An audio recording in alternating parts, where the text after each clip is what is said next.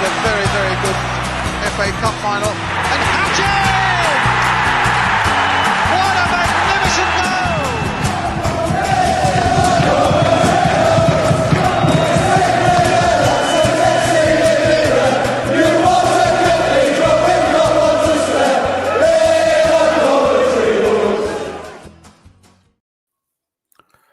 Good evening, everyone, and welcome to our live Sunday All Things Sky Blue review show. Tonight we'll be talking about the 1-0 win against Swansea, and we're previewing Ipswich games, and we're sort of looking ahead to kind of the remainder of the season. Just wanted to, before I bring our guest on for tonight, I just wanted to obviously give a shout out to all our sponsors. So we are proudly sponsored by Right Steel Fabrications. We're also partnered by Sky Blue Tavern and Dylan's Brewery, and we are also part of the Sports Social Network as well. And last but not least, we're also sponsored by Sky and Friends Dog Walking and Pet Services. So without further ado, I'll bring in my guest for tonight, which is Jeff Conquest. Jeff, good evening, sir. How are we doing? Oh, hi, Mark. Yeah, good. Thank you. Yeah, thanks for having me on. It's good to have a chat. Yeah, it's good to have you on. So we'll talk about Swansea. And another win for the Sky Blues. 9 home wins now this season, which is incredible stuff. Yeah. Efrel Mason-Clark with his sixth goal of the season, third consecutive goal for the Sky Blues. Yeah. I mean, I think we can all admit, not a great game, not a great spectacle, not a great performance, but the job was done. We got the 3 points. What was your sort of thoughts to the game watching it from where you were sitting? Yeah, block 36 is where I sit. Yeah, so I was down at that end where Mason-Clark swivels on a sixpence and fires it into the top left-hand corner. A goal which came from that long throw from Milan. Got a little touch on from Wolfen, didn't it? And then I think he didn't get credited with the assist because I think it just touched one of their players on the way through, and then bang, smack into the top corner. And I think relief at that moment when he scored, because we were making hard work of it, weren't we, in that first half? Swansea were surprisingly good. I thought they were much better than their league position. Was it 19th? They were probably still are 20th, maybe in the league. And but they'd won 3 out of 4 the last 4 games, I think. And their manager, certainly, I've been impressed with the way that he speaks about his team. And they were far better than I thought they were. So, and I think people will up their game now when they come to the CBS. So, relief when that goal goes in, Mark. Jumping around, hugging all of our mates in the stand, and just thinking, thank goodness for that. We just needed to get those 3 points on the board, and that was half time, of course. And then the second half, we looked more likely, didn't we, to go on and score an extra goal, and we were playing really, really well, and then it all sort of petered out again. And in the end, we were sort of hanging on, weren't we? Yeah, I agree what you say about Swansea. I thought they were excellent. I think they took the team really in a false position. And when I was spoken to, I think his name was Sam from the Swans podcast on our previous show, I said to him, do you think Swansea could potentially, although they were sort of not in a good position, they're only really 6-7 points of the playoffs. I think that just highlights how tight this league is. But they were very impressive for me. I thought that was a typical. I mean, Swansea. When you watch Swansea, you typically think pass and move. They're not usually a physical side. They pass teams to death, particularly when obviously Matty Grimes was playing for them as well. And I thought they were really good. I think what we did well, I thought our defending on the final third was good. I mean, you look back on the first half, you could say Vipotnik had that chance, and I think Kitchen or Wolfen gets the block in that goes out for the corner. That was the first chance, wasn't it? Where he's left in miles of space. Both centre halves are looking at each other, thinking, and they both rush towards him. And Wolfen just gets the slightest touch on it, and it knocks it over the bar, doesn't it? Yeah. And at that point, it was 0-0. And Swansea go on and score that goal. It could be a different game. We're literally scoring 1 goal a game at the moment. But those last 4 games, we've scored 4 goals, and we've managed 2 points a game on average, haven't we? 2 wins, 2 draws. Thank you very much. 2 points a game takes to the promised land, which I'm sure we'll touch on later. We certainly will do. Yeah.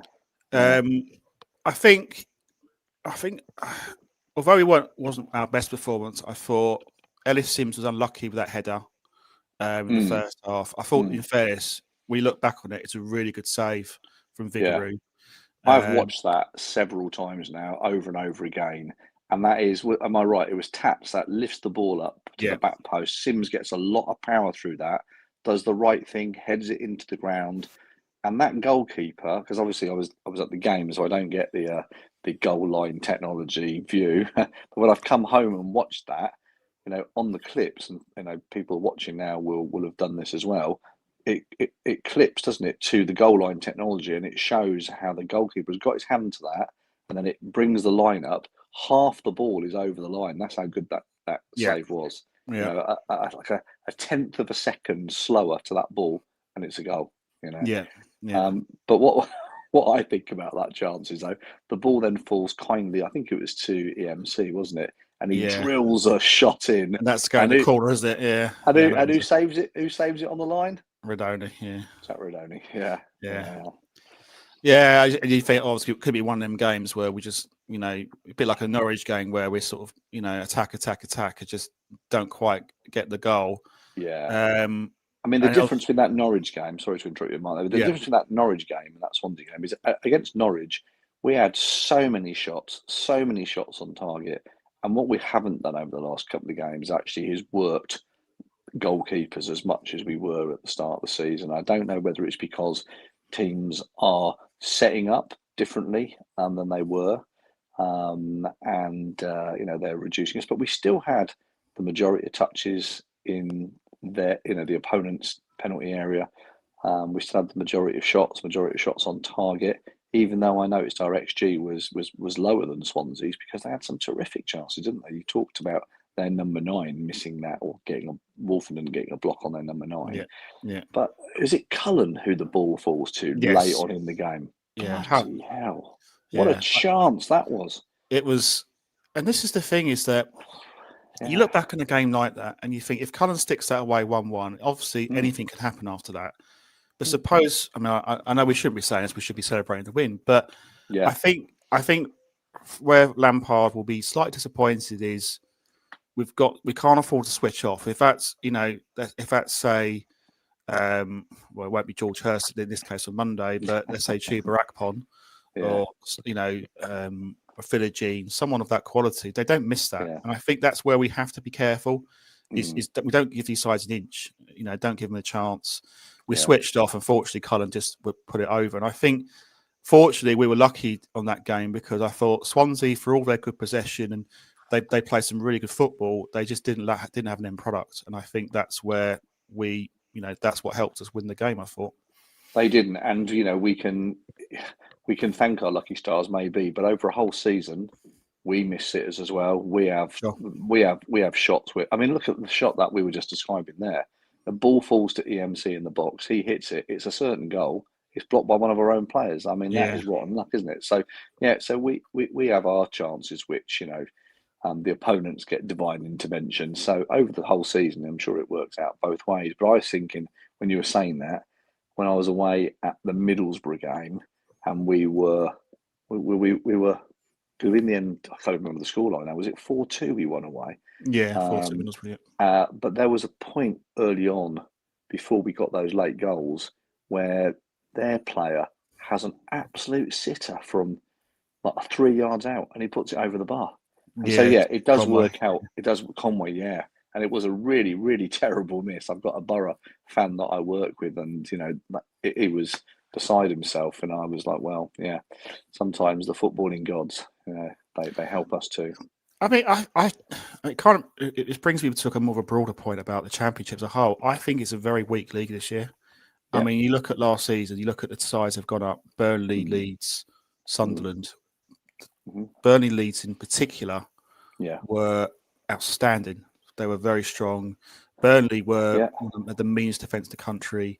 Leeds, probably the best attack that I've seen in a long time in the Championship. I think we're doing really, really well. I think we've got the best attack in the league.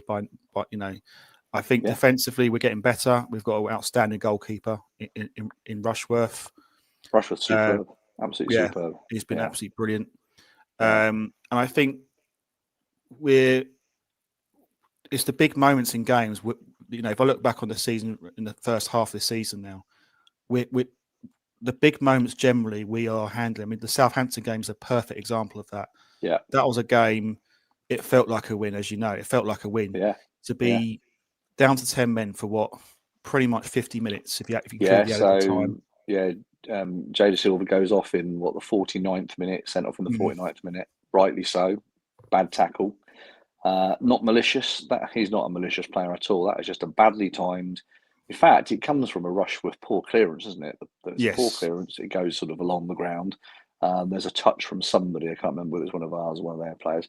It's a 50-50 ball. He goes on it, and mistimes it, studs up straight into his shin. Yeah, it's a red card. But from that point onwards, we're absolutely, well, we were backs to the wall, but when we got the ball, we still attacked.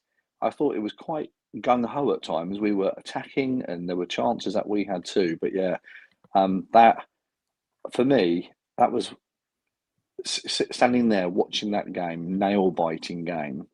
That was one of the best games of the season. I mean, I've been to every away game this season apart from Sheffield Wednesday away, and that is the best away game, I think. And it wasn't even a win; it felt like a win.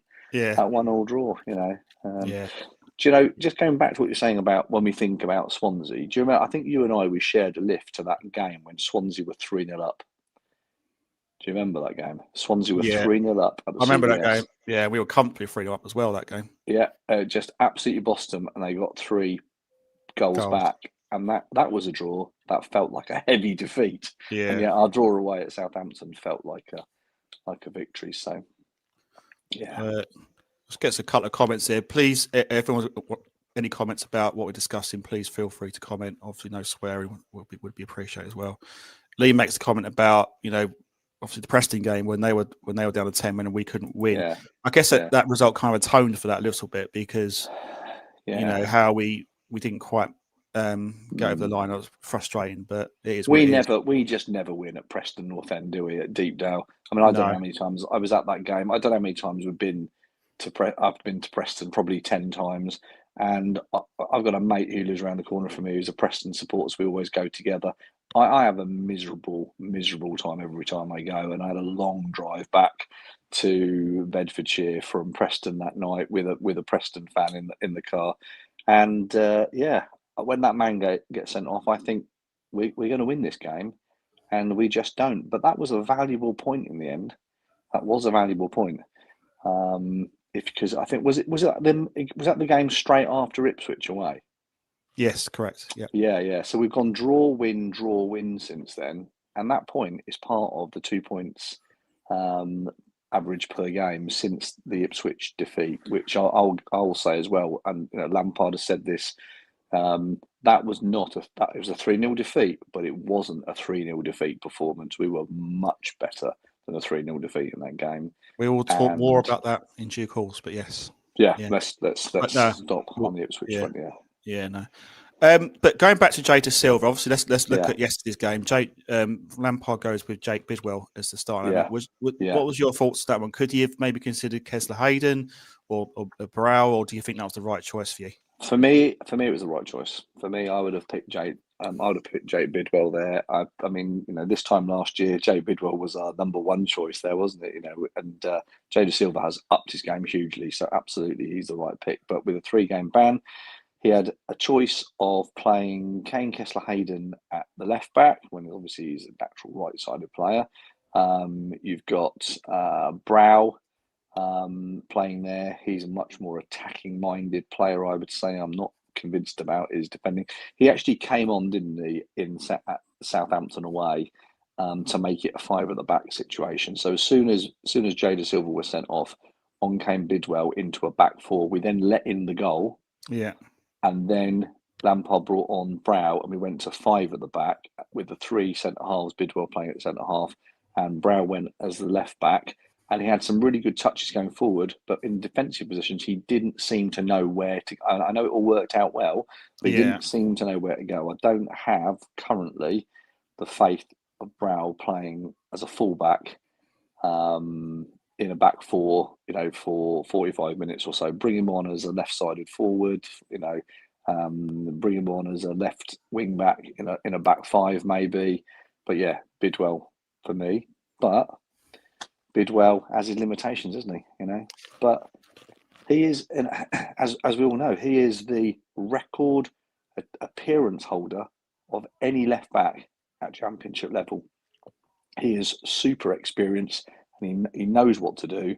He just hasn't got the pace, and he hasn't got, but he's got the nous. You know, I think because what I noticed with Bidwell is I think he backs off too much. Like he's sort of saying, and maybe it's because he's thinking, well, I can't keep up with the pace, so I'm going to back off, and I will make my decision as to when to challenge for the ball. I think the problem with that though is that then it just invites trouble. It invites him to think, actually, do you know what? I don't have to beat you now. I could just put a cross into my teammate. Yeah, I look at the Wrexham game as an example. I mean, their right winger had him on toast, you know, throughout pretty much the whole game. But that's my concern with him. Well, that Wrexham game, Mark, that was the worst. I mean, you and I went to Wrexham together, didn't we? Yeah. And that was the worst game of the season, easily, wasn't it? I mean, a back four that comprised of 3 scratch players. We were all at sea. Just moving across the line at the back from yesterday, Wolfenden, I thought had a really good game yesterday. I was really happy. I think he's settled in nicely now to the team. Obviously, Bobby Thomas, I think from what I understand, had a slight calf injury. On top of his flu virus, I think. Yeah, so that's a bit of a double whammy. Yeah. But I thought he looked good. He's starting to look a bit more assured. I think he's had a bit of criticism from fans, but I think it's been a bit unfair. He hasn't had a lot of game time, in fairness. Nope. And, you know, I think he has to be patient, he has to bide his time to wait for his opportunity. But I think, in fairness, he's starting to show why Frank Lampard placed his faith and signed him.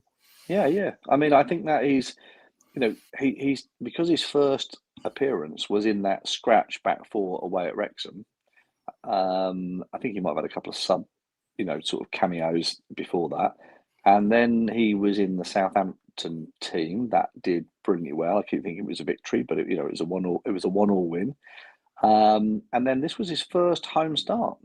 And so, he's got huge experience of playing at Championship level. He's had some Premier League experiences. He had the double promotion, didn't he, with Ipswich Town?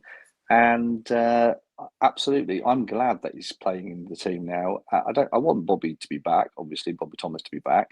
But whilst Bobby is under par, let him join the bench against Ipswich Town. Let Wolfenden start, because him and Kipps did really well. And you want your players who are doing well to stay in the team, and other players to compete for their places. Absolutely.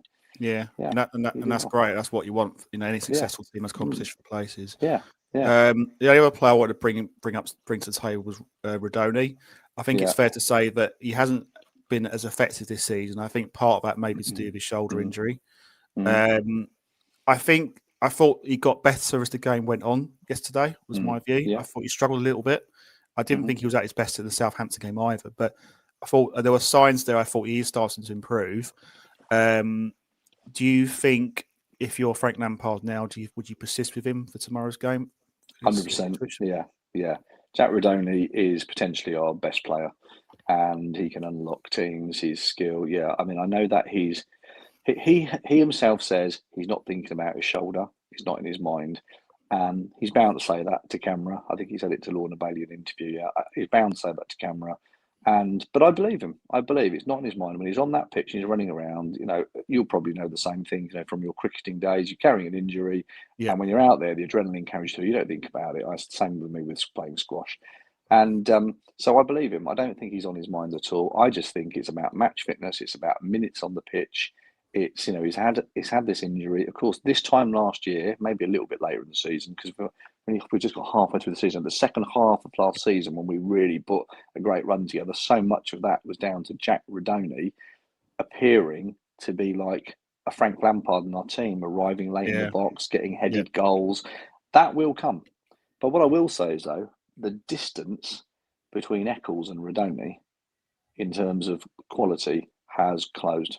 Eccles has upped his game. He's improved a lot under almost everybody has improved under Frank Lampard. I mean, whatever he and his coaching team are doing, keep on doing it, because you can count the players that have upped their game since he's come in. Eccles is one. Rodoni himself, Jay De Silva. Victor Torp massively. Yeah. Him and again, we talk about Grimes. What happens if Grimes get injured? Who we got on the bench that can, replace him? But I think Victor Torp is almost as essential to our. And the good thing about you said about our team having the best strike force in the division, which is clear and obvious because of the goals scored. I know that the goals were going in at an average of 3 a game at one point, and now we're down to 1 a game. But it will come back again. But they're not being scored by one player, are they? We've had Hardy Wright was out. Yeah, Hardy Wright was out there as the top goal scorer in the division. He gets injured. He was injured for a little while after his trip to America. Brandon then becomes the top scorer in the division. Torp was neck and neck with him. Sims is now picking up. EMC is picking up goals. And it won't be long before we get Brandon Asante back, I wouldn't have thought. No, I think he'll be. Yeah, I'm thinking probably middle to the end part of January. I'm going to say. I think he picked up injury at Middlesbrough. Yeah. Now, a couple of questions here. Glenn's asking, and we kind of answered already. Eccles or Radoni to start tomorrow? Radoni. I think you want Radoni. Yeah, fair enough. Yeah. Well, I love Eccles. I love Eccles. He is one of our own. I love Eccles. Yeah. And if he could play, we'll talk about dreams later, perhaps, Mark. Right? But if Eccles can play just once in the Premier League, that's a rags to riches story, isn't it, for him? Yeah. Exactly. I think Eccles has been outstanding, and I agree with what you say. I think he has really upped his game. I think last season, I don't know, it's because he signed a contract and he kind of took things for granted a little bit. I thought his performances wasn't quite as good. Yeah, but dipped a bit. I think clearly when he comes into the team, there's a real purpose to how he plays. I think his defensive work has improved. I think generally his general play, and he scored a couple of goals as well. He's not a bad striker of the ball either. He does come up with some good goals, and I think it goes back to the point about collectively everyone's scoring goals this season, and I think you look at our strikers. Ellis Sims did have a brief purple patch. He hasn't started. I think unfairly so. I think he should have started more than what he has. But anyway, that's Lampard's decision. Yeah. Haji Wright made a terrific start goal scoring wise, but needs a goal really. He's been a little bit unlucky, but I feel he badly needs a goal. Do you have any concerns with Haji Wright at the moment? And do you think he might? I mean, we might just sort of switch to Ipswich now. Do you think now looking at Ipswich game, what do you think of the side a little bit? Bearing in mind we've got 3 games in a week, pretty much. Yeah, I think he will persist with Haji Wright. Well, actually, he started Sims, didn't he? But Haji Wright came on as a sub. I think he might start with Haji Wright. I think I don't have any concerns. Wright has had a little injury, taken a little bit of time to get back in. His all-round contributions have been good. I mean, at Southampton, his all-round contributions were excellent. And I would just go with Lampard's judgment really as to which horse he needs to run for, which course basically. So it depends on what kind of style. I just going back to Sims's purple patch. It all started with that away game at Portsmouth, and he had a brilliant game that day. He was right out on the far touchline from where I was standing, jumped up, brought the ball under control, knocked that ball inside to Asante. Asante, loads of space. Asante at the time, he was seeing the goal like a huge wide open barn door. Scores the goal. We thought, wow, Sims, bringing people into the game, and he went on that little run himself. And that's what this team is doing. People are hitting form and they're running with it. Because EMC, earlier in the season, I was saying to you and to others, he's not quite hit he's not quite doing it for me at the moment, Efron. I was thinking that he wasn't quite hitting the levels that I'd seen from him last season and what I'd come to expect.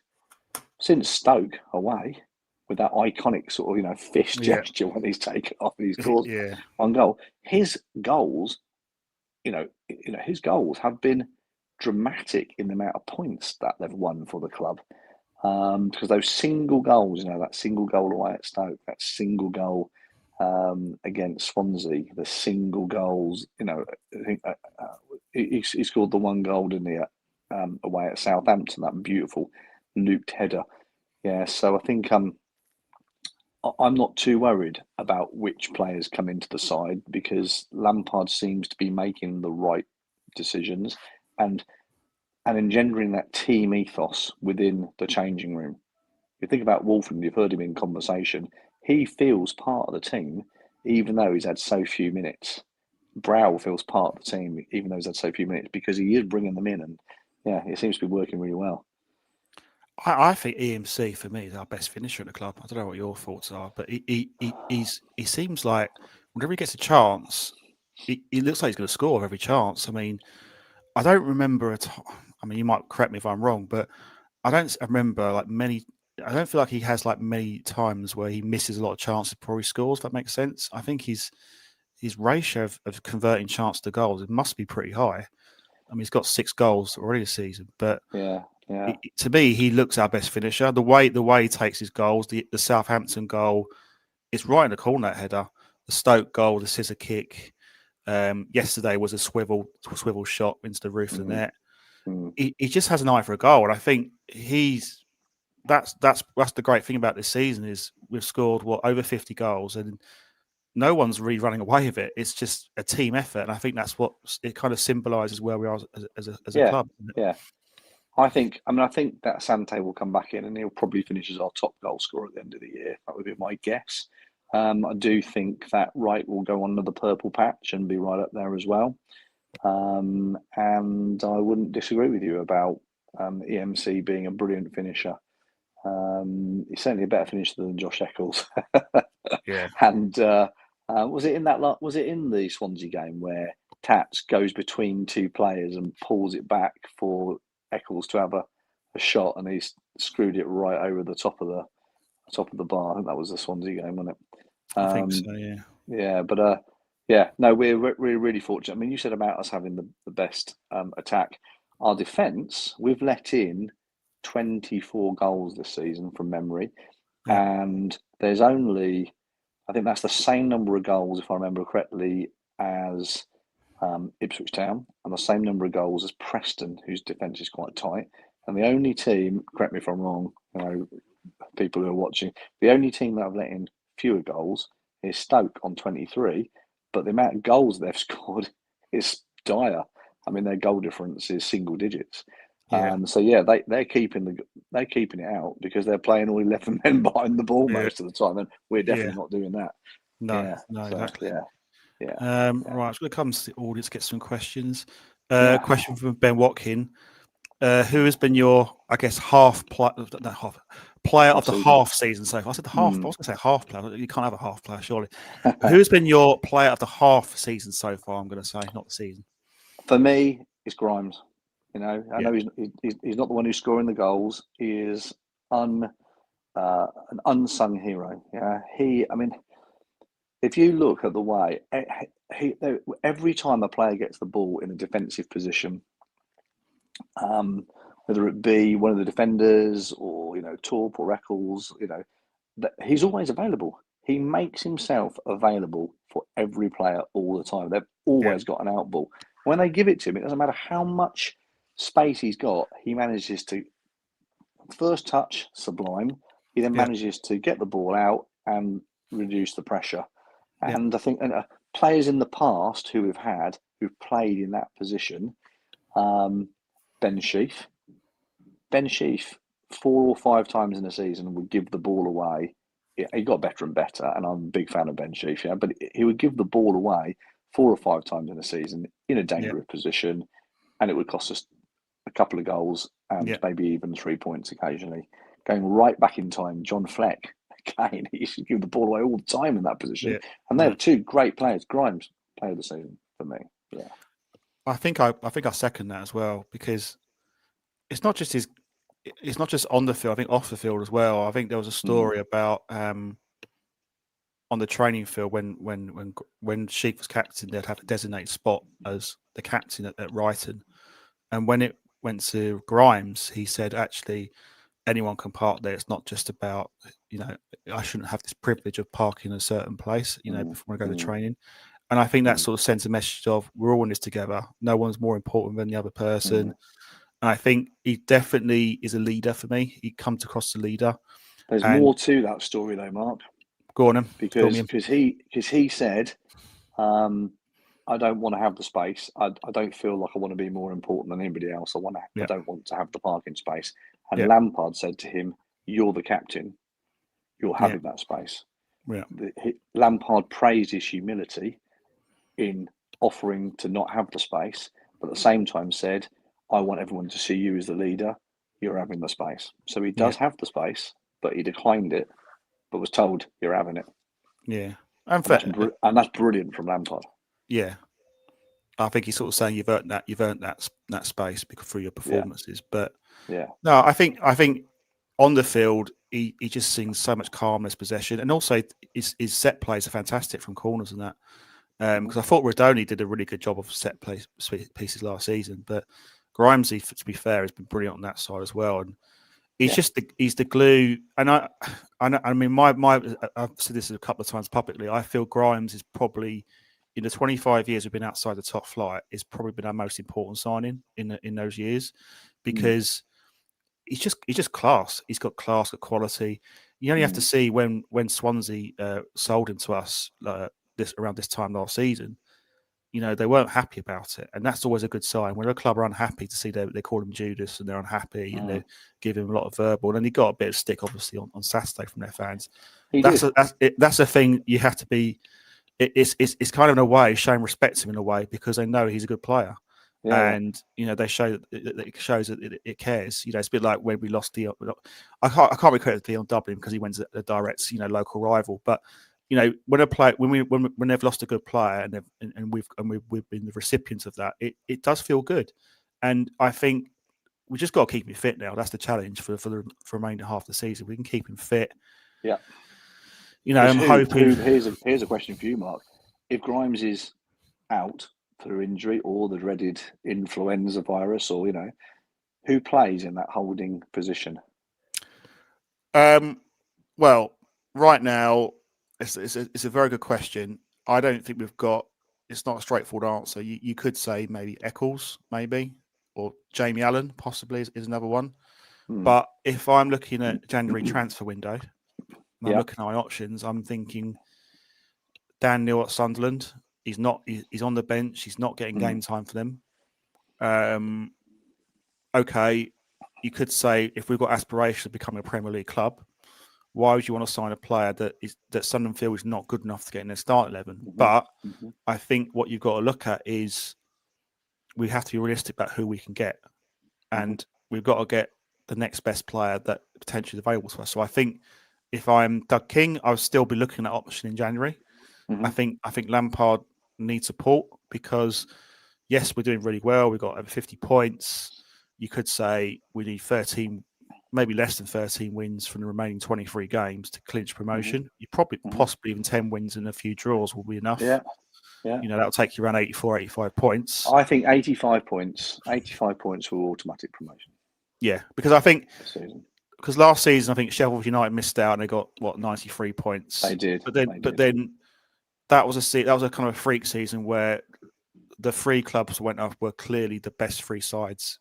Well, I say the best three sides at the time. Obviously, the playoffs then determined that Sunderland won it. But in terms of the season itself, they were the best three sides. So I think you're right. I mean, 85 would be it should be enough for us to go up. I think everyone would beat each other.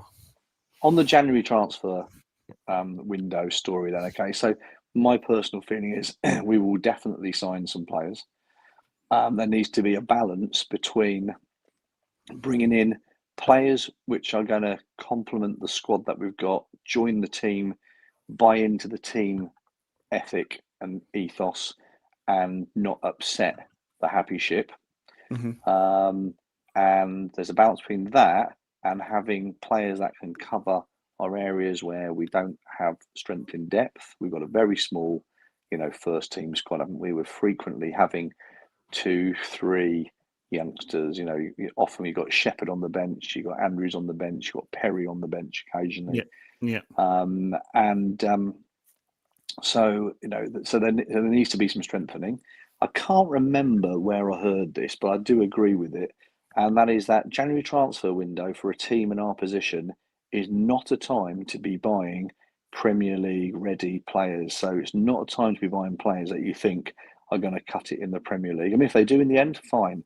but you're you're buying in players who you need for the next half a season. Yeah, and if they then become squad players in the following season, then so be it. So if Dan Neil, it's Dan Neil, isn't it? Yeah, at Swansea, at Sunderland, he, apart from the fact that he's such a looky-likey for Josh Eccles, I'm not sure you can tell him apart from 10 paces, But I mean, but if we were to get him in, Sunderland have got so many players that are playing at AFCON at the moment that I think he's going to be getting some game time. If he is getting game time, they might be reluctant to sell him. But if he's still not getting game time, then he would want away, wouldn't he? He's not a bad shout. I mean, this is unrealistic, I know, but chances of getting Gus Hamer back in the January window? I tell you why I say it, though, because I know he's not a direct analogue for Grimes, although he could do some of that job. But the reason I mention it is because I understand that Sheffield United still owe us money for him. They've not paid up completely. So we wouldn't necessarily have to pay them back what they paid us. We could write off some of their debt and get him back. I think with Hamer, I think from what I've been speaking with some friends of mine, they think that, and obviously I don't know, this could be complete and utter completely false. He wants to go back to Holland, is what I've heard. But yeah, I think Gus Hamer, we know his quality. He is a good player. He hasn't. I think he would admit he hasn't been at his best for Sheffield United this season. But there's no doubt he has got quality. You can score that man goals. Loves Coventry City. He loves the club. He lives locally. Lives in Leamington, I think. Yeah, Kenilworth or Leamington. Yeah, I'm not sure, but nevertheless. Anyway, this isn't even speculation. This is just me having a little wish. This is not speculation. I don't personally speaking. I don't see that happen. I don't see that one happening. I think one possibility is Tyreek George, who's at Chelsea, and I think that could be a goer, and I'll tell you why. I think if you look at our squad, we've got Mason Clark, Sakamoto, first choice on that wing position. But suppose they get an injury, who comes in? We then potentially have to move someone like Rudoni out wide. Okay, BTA could probably play that position as well, but we don't really want to play makeshift players position. We want to have straightforward replacements, in my opinion. So I'd be looking at the width, the wide positions, and Grimes' position. I think are the three key areas. I think you could say. So left back's a bit of a worry, isn't it? Well, it is because are you happy with Jake? Are you happy with putting your faith in Jake Bidwell? Should Jay De Silva get an injury or another suspension? Jake Bidwell is adequate as cover, but he's not the answer for the top half of the Championship, I'm afraid. No. I think he's a bottom half, even League One standard defender. He's been a great servant for the club. I think he's been great, but I think right now he does definitely. He feels like he's a fit-in player. I mean, let's look now to the Ipswich game tomorrow, and obviously that's. I mean, what question here from Sky Blue Sam about is it a bigger game from Ipswich than us? I think we could safely say yes, it is. Ipswich's away record is pretty poor at the moment. I think their last away was at QPR. They won 4-1. How are you feeling ahead of the game? Do you feel looking forward to it? Is there a bit of trepidation, or what's your I look forward to every game. So yeah, I'm looking forward to it. Yeah, and because the previous game is so fresh in our minds, and we've been beaten 3-0 by them. I think the players, the management, the fans are all desperately looking forward to a home win. That would be the 9th consecutive win in a row, wouldn't it? I think if we were to get that. But because of the league table position, the most important thing I would imagine for all Coventry City fans is getting promoted, getting back to the Premier League after 25 years. Winning the title is one thing, but getting automatic promotion is the main objective.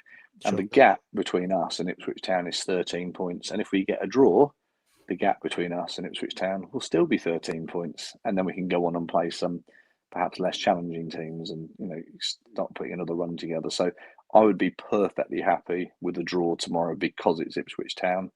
And yeah, so just don't win. Sorry, my apologies. Just don't lose I tomorrow's want to game. win. Yeah, Yeah. no, I want to win. I want to, Yeah. but just don't lose. Just don't lose tomorrow's game would be my message to the Sky Blues. Yeah. Because I've watched Ipswich a few times on the road. I think of the Oxford game where Oxford win. I think they won, was it a 0-0? And where I think they struggle for me is when teams put men behind the ball. We don't initially play that way. We like to take the game to the opposition. We're quite an attacking side. We back ourselves at each, and why not? We're top of the league. We're playing well. We're scoring goals. You back yourself. Do you think our approach to tomorrow's game will be like any other home game, where we will be fairly? Because my only slight concern with Ipswich is I think they're a good counter-attacking side. If you look back in the game where we lost 3-0, I think let's just focus on that just for 1 minute before we look at tomorrow's game. I thought before they scored the goal, aside from the non-sending off of Hurst, we were a better side in that first 42 minutes. We played really, really well. We played off the park. But the one thing that really became apparent was once Ipswich got ahead, very hard to break down, very good defensively. The second goal, I think that Hurst scores, was from a counter-attack. We lose possession. They then cut 2 passes later. Hurst is 1-on-1 and scores. Is there a fear of if we're too attacking, we could be vulnerable to that counter-attack? Do you think is that a concern from your point of view? I just want us to go and play the normal game that we have. So the normal game is to attack and get the ball forward as quickly as we possibly can, get as many touches in the opponent's box as we can, fashion as many shooting opportunities as we can, and take our chances. Because if we take our chances early on, then there won't be a problem against Ipswich Town. But yeah, can Ipswich pick us off with a counter attack? Yes, they can. I mean, if you think about the second goal, the Hurst goal against us, of course he should have been sent off, shouldn't he? So that's a different story. But he's in his own half when the ball is pumped forward. 2 centre halves are standing by him. I think at least one of them has stuck their arm in the air saying he's offside and he's actually in his own half. Yeah. And they've lost out on the race. And the third goal is just because we're chasing the game. So I think that we've got to cut out those kind of nonsense. I don't know whether you noticed this, and this is relevant to Ipswich Town, but in the game against Swansea, the first 10 minutes or so, 10, 15 minutes, Swansea were the better team. Yeah. And the tactic that Lampard either passed the message onto the pitch or our team worked it out by themselves is we had to raise the position of our defensive line. We had to bring our defensive line higher. So we were sitting with a lower defensive line. We brought the defensive line further forward, maybe sort of 3/4 of the way towards the penalty area on average. And as a result of that, squashes the play a little bit, and we became more dominant. We got the ball forward more, and the rest of that is history. With Ipswich, we'll just need to make sure that we get that defensive line in the right position. So after Lampard will make his decision based on the tactics as to where he wants to put that. I mean, will he play a back 4, which is a normal? Will he actually think, this is a must not lose game, I'm going to play a back 5? I don't know. I mean, I don't think so. I think being the home side, I think he'll play the same way. I think the only time he will change tactics is if we're in front. 20 minutes to go, he tends to tweaks it a bit.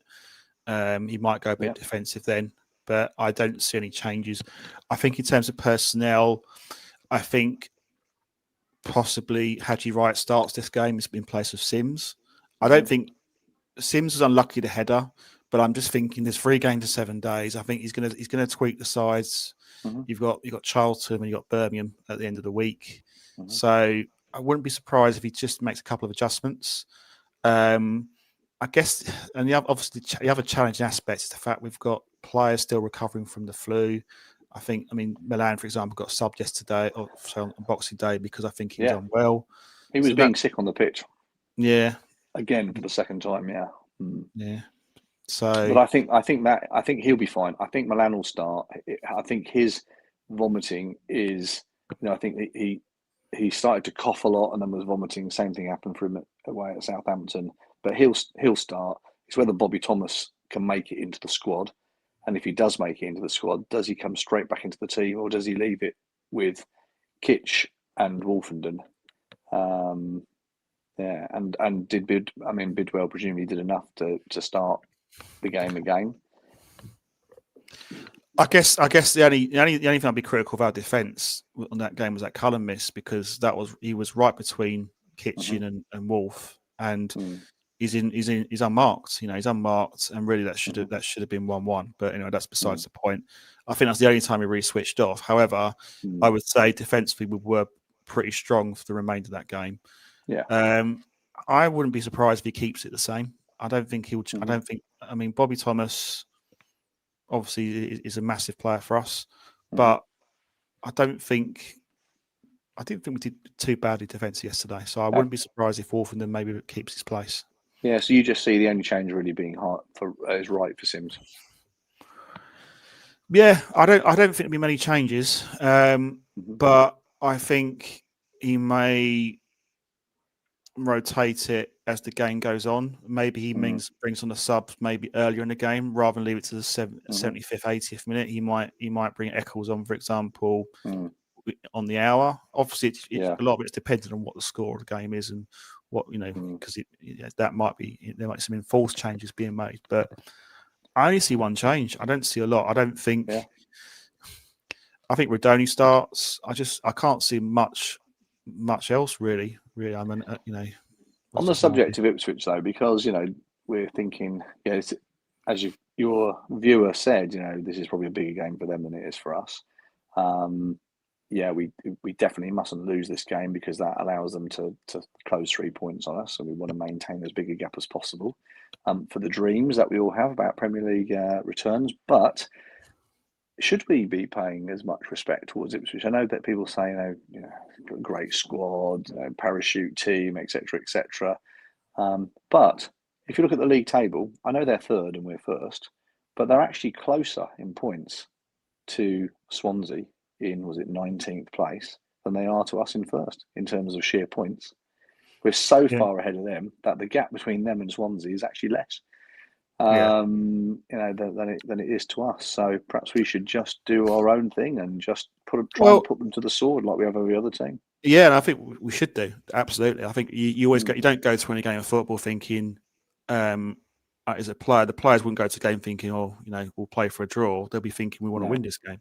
Because the carrot of winning this game is 16 points, which is a huge advantage. Massive. 16 points is what 5 wins, isn't it? 5 wins in a draw. Well, it's 16 points. It would be 16 points plus a far superior goal difference. So it's effectively you've got to get 17 points to get over us. Yeah, and that's 5 wins and 2 draws or 6 wins. Yeah. Interesting for Wolfenden though, because if he does start, that's against his old team.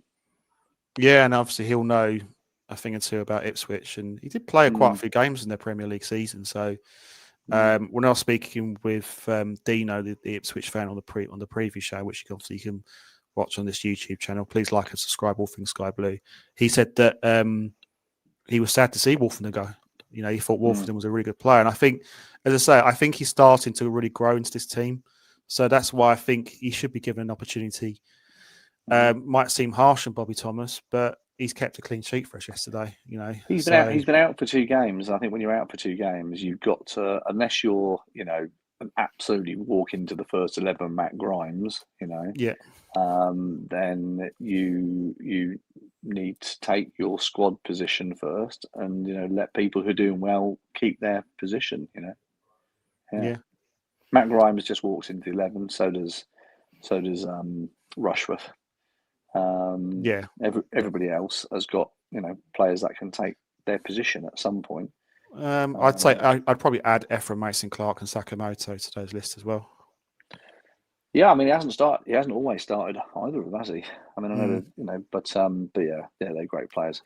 Rushworth though, January, people saying on X and other platforms, let's sign him in And people are saying, well, if we have to, I think Oggy was talking about him on CWR as well, just saying that, if we could sign him, that would be amazing. But of course, every time he's making amazing saves, his price is going up and up and up and up. Now, I've got a theory on this, and it's just my theory, making it up, right? Doug King, I think we can all agree, is a brilliant businessman.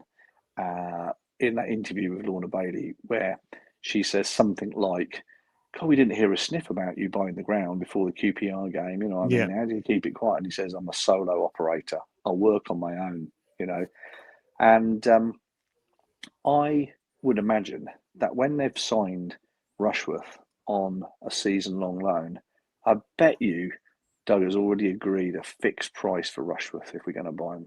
Yeah. And if there is an agreed fixed price, it doesn't matter how well he's playing. That's a fixed price. So hopefully Doug has done that, and we've got a fixed price for Rushworth already. So when we do sign him in the January window, people will be like, "Wow, what a great bit of business." That's my hope for a late Christmas present.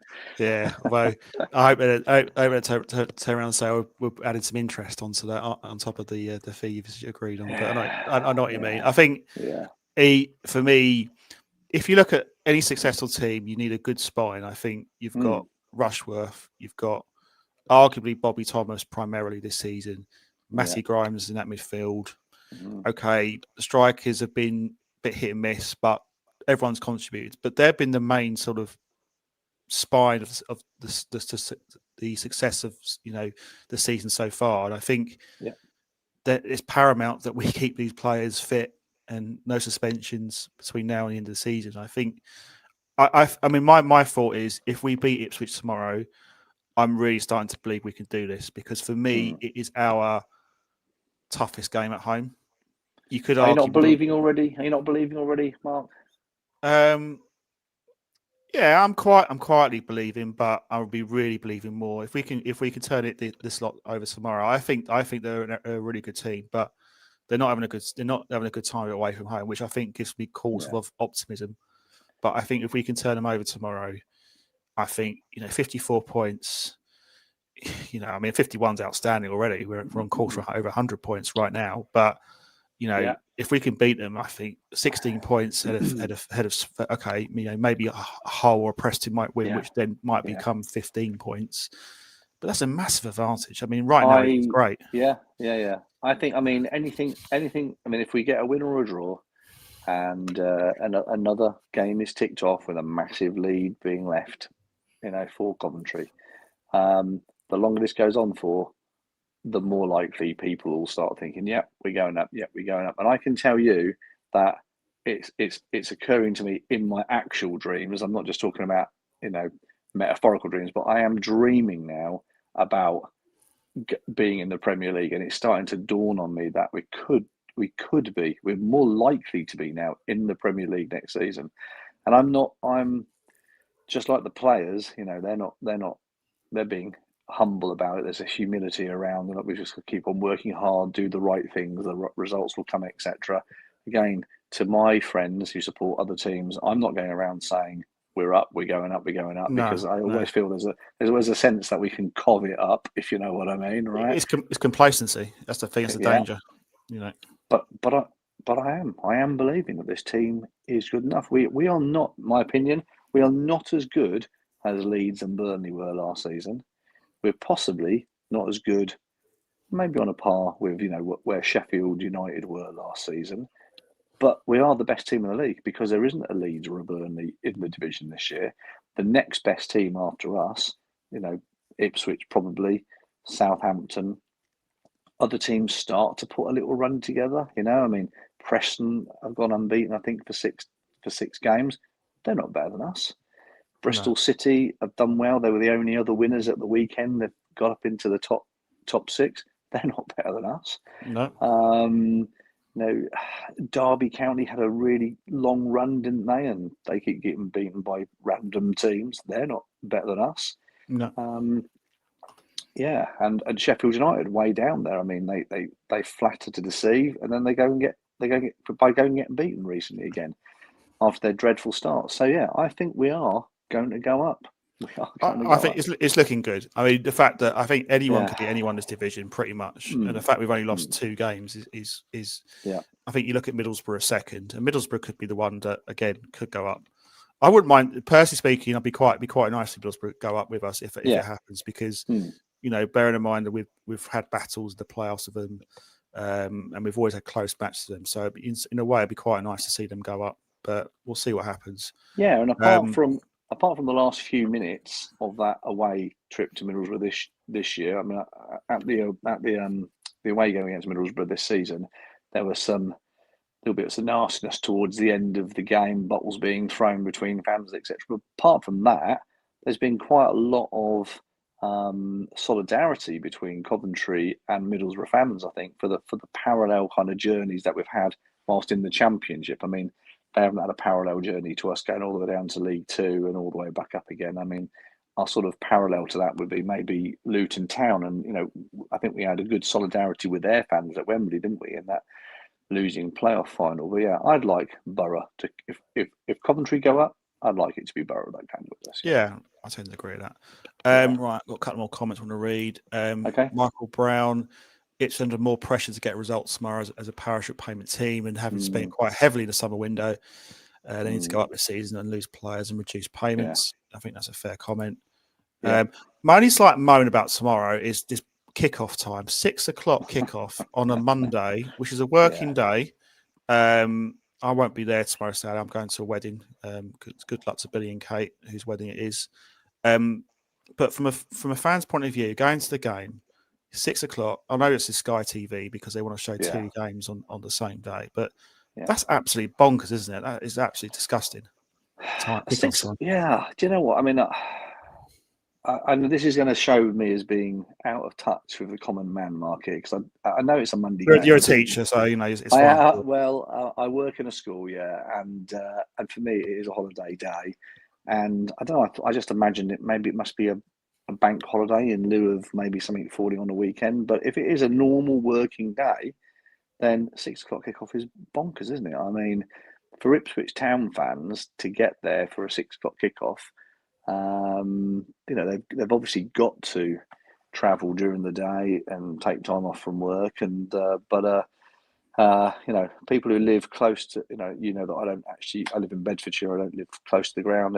Every trip for me is an hour of driving plus the time to get to the ground and allowing for traffic. So yeah, I can get there fortunately, and so I'm going. But it's a very strange. I don't remember a 6 o'clock kickoff, but I was at Christmas dinner today. My father-in-law was saying to me that 60 years ago he went to see his team, which was Arsenal, play away at Charlton on Christmas Day, and Christmas Day football used to be a thing.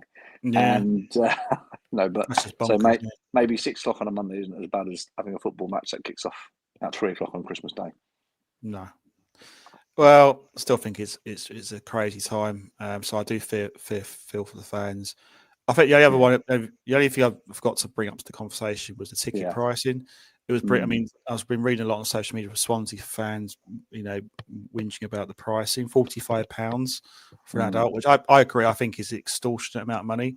My personal view on it is, if you can't, I mean, that to me feels like a Cat A ticket pricing. And it was reflected in the attendance at Swansea, where it was probably about 50% full. Yeah. And I could understand it if we were playing a Leicester, a West Brom, a Birmingham, like a local derby, or a Southampton, who have got a pretty big following. But Swansea City, that just seems a bit crazy to me. I think £35 would have been sufficient in my view. I think maybe that was over. I mean, I think that when Doug was charging £45 for all the Birmingham City fans, I mean, I was like, boo-hoo, you've still come, so you paid the money. But yeah, if you've got to jump in a car or on a train and come all the way from, South Wales, and Swansea's, I mean, if you drive to Cardiff, Swansea's another hour and a half beyond that. I mean, it's a long way to Swansea, isn't it? And you're going all that way on a Boxing Day. There is no public transport on a Boxing Day, so you had to have driven or taken one of their official coaches, I guess. Yeah, I mean, maybe that was overpriced. I don't know how many fans turned up. It looked like maybe 750 fans from Swansea, perhaps. That was my guesstimation on the day. We still had over 30,000 there, didn't we? So there was probably not shy of 30,000 home fans at that game. Every single one of them putting money back into Coventry City, which is amazing. That the purchase of the stadium has allowed Doug to price where he wants. And all of our fans are now sitting in, is it block 8 and 9, directly underneath the big screen. The fans have moved further around. The number of away seats we're offering is smaller because we can get the home fans in. And if we keep on pushing those home fans into a little corner, then we can have more space for home fans, I guess. But yeah, I think people talk about 20's plenty. I think the time of a £20 away ticket is long gone. Everything's gone up in price. What's the most we've paid for an away ticket this season? I'm thinking maybe £37, something like that. Something like that. Yeah. I don't think I've paid over 40 for a ticket, but yeah, I think mid-30s. I've just paid £35 for Birmingham away. Yeah, so probably like yeah. All right, last question tonight. A bit of a fun question as it's Christmas time. From your average Cov fan, what CCSE stuff did you get for Christmas? I'll go to you, Jeff. Did you get anything for Christmas? I did get a couple of CCFC things for Christmas, and I saw your picture on Facebook of yours. So you got a little quiz book, didn't you? And I got the same quiz book. Oh, did you? Yeah, I did. And also, do you remember a little while ago? I think I bought you one of those little Cov fan mugs. Do you remember that? Yes, Mr. Coventry. Yes, I remember Mr. that Coventry, very well. yeah. So I've got one of those Mr. Coventry fan mugs at work, and I bought another one. So I've now got 2 of those, and that will go into work as well. So whoever pinches my mugs at work, I've got twice the chance of getting my Cov mug every time I make a cup of tea in the staff room. So, but those things actually came in my Secret Santa at work, so I was grateful to get those. Yeah, I had a good Christmas on that front. I had this season's home shirt. I had a scarf. I had a quiz book, as you mentioned.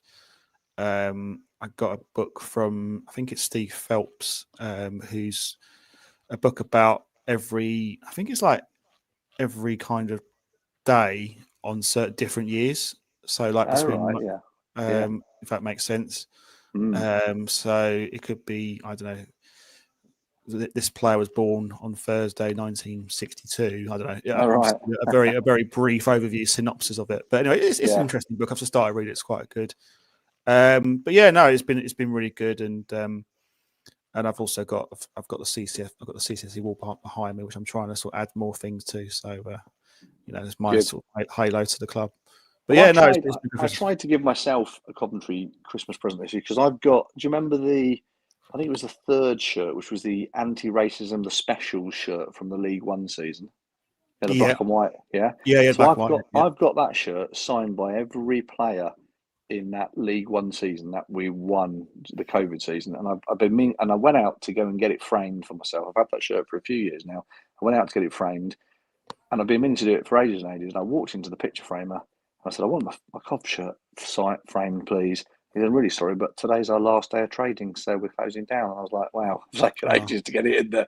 So I've still got to find a picture framer to get that. So that will be my next bit of Cov memorabilia that goes up into my den. Yeah. So I've got a quick question for you. I know you're going to finish it shortly. Yeah. On the subject of what happened on this day 1 year ago, 2 years ago, I saw this on social media this morning. The game that happened 10 years ago today. Have you seen that posting at all on social media? 10 years ago today, 2015. Yeah. Was the game away? I think it was at Chesterfield, where James Maddison steps up, takes a free kick and scores, and we all go mental in the way end. And that was James Maddison's free kick for Coventry. If viewers remember that goal, was that his first goal? I don't think it was his first goal. I don't know how many goals he scored for us. I've got a feeling that was his first goal, but that was 10 years ago today. And look at the career he's had since then. Just one question back to you on Maddison. Is he a player potentially we could look at in the future? He's obviously out injured for the season with Tottenham, but or do you think he's a bit too? I think it's a. I'm guessing it's a wage. I guess I think realistically the only way we get him back is maybe when he's about 35 and he's earned all his money, maybe. But come back and ask me when we're in the Premier League. Yeah. Well, Have me back on your show in the last few games when we're on the beach and we've got promotion with a few games to spare. Well, then we can start to dream of who we're going to sign. It'll be my pleasure to do that, absolutely, and hopefully that fingers crossed that happens. Well, that wraps up tonight's show. Jeff, it's been a pleasure to speak to you tonight. Thank you for your time. That's great. Thanks everyone for your comments. I hope you've enjoyed the show. Please like and subscribe to us at All Things Sky Blue. As I say, we're sponsored by Right Steel Applications. We are proudly partnered with the Sky Blue Tavern and Dylan's Brewery, and we're also sponsored by Sky and Friends Pet Walking Services. Thanks everyone for your time, and we should have another show later this week where we'll be talking about Charlton and Birmingham. So stay tuned for that. Details will come out in the near future. Thank you. Play up Sky Blues.